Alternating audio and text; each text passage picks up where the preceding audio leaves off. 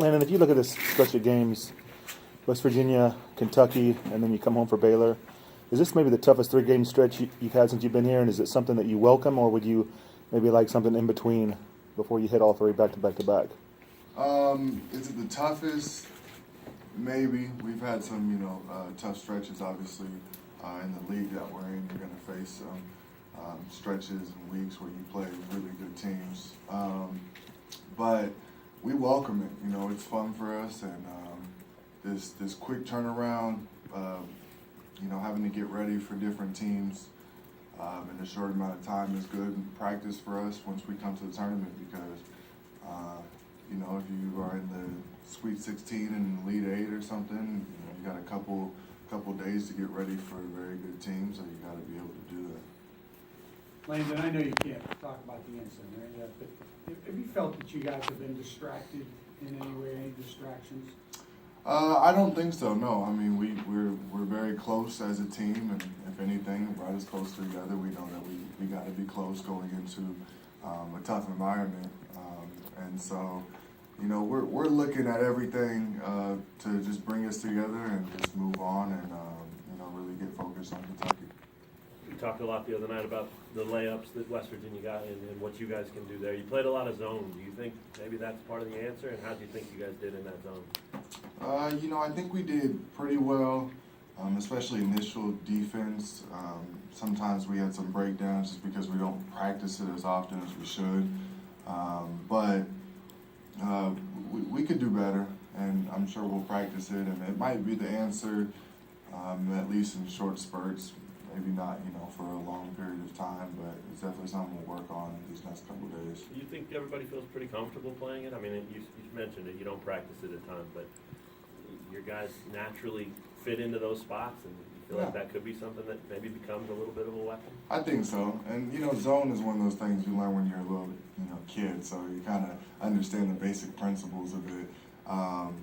But, I think our personnel fits it pretty well. We got, really long wings who can deflect passes and disturb people, and then the two little guys up front can, create some havoc on the point guards, and so it could be something that could definitely, change up some pace and be good for us. Make your life easier in any way? Yeah, if it's a team with a 5-man that goes out on the perimeter, at least that way I can, stay on the inside, and it gives me a pretty good position for rebounds. So. Ben, what were the lessons learned from West Virginia, and I guess the points of emphasis moving forward here in Kentucky?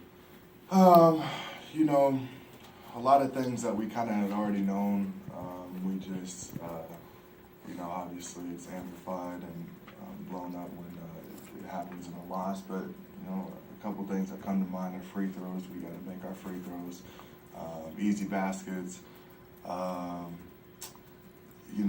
Just making sure that when a team goes on a run, especially on the road, we cut it off. I mean, that's a good learning point for us just because, there's going to be tough environments and teams are going to go on runs, and we just got to make sure that it's not the run that puts us away. That's what we like to do to other teams when they come in and out of the field house, and we can't let the same thing happen to us. What about Kentucky, too? Is that one of those teams, when they're on, they're always catching your eye? Have you seen much of the Wildcats this season aside from games on the last couple days? Yeah, they're on TV a lot, so whenever you turn on ESPN and stuff, we get a chance to see them, and it's fun. It's Kentucky. It's a big name school. It's a big matchup, and so I've definitely got a chance to watch them on TV, and I'm sure in these next couple of days I'll get a little bit more of a detailed breakdown, especially of the guys I might be guarding and going against. So I'm excited for it, learning more about them. Did that game here last year have that hype, live up to that buzz that is the 1 and 2 all-time wins and all that? Do you remember it kind of living up to that here? I think so. I think it did, and having a game going to overtime and all, it did.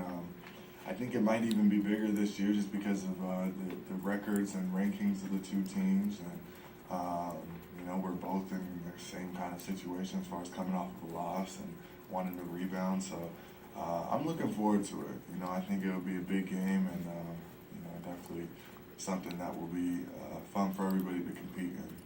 You don't have a whole lot of guys to rotate in and out with during the game, up front. Worry about the fatigue factor? No. These last couple games, personally, I've been trying to get through a cold, so kind of for me, I need to get back into the shape that I was in a couple games ago. But I think with the way it works and all the TV timeouts and different things that go on throughout a game, you can you can get through it, and it's not as big of a factor as it seems to be. I think more than anything would be the foul trouble and trying to make sure that you stay out of foul trouble. So. What do you think of Van? Their big guy. Oh, he's a great player. He's physically. I mean, people compare him to Dwight Howard. So clearly, he looks the part, and he's been playing well. I saw he was scoring a lot his last game, and so it's fun. I enjoy those challenges. I've always seemed to, play better and be more focused and enjoy playing against guys who are the same size and bigger and better, good talent, and all those things that he's hyped up to be right now. I'm definitely looking forward to going against him. So. Talk to one more, guys. How's this team compared defensively to other teams you've been on here at KU? And is there still time for this to be a really good defensive team? It's different in the fact that with the 4-guard lineup, a lot of things change defensively. It seems to be easier because you get to switch.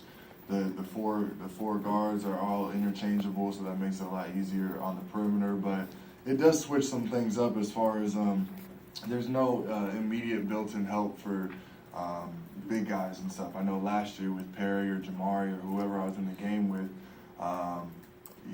you're always looking out for the other big because you two are switching. So if he gets caught on a roll or something, you're right there, and then you switch to his man, and it's pretty interchangeable.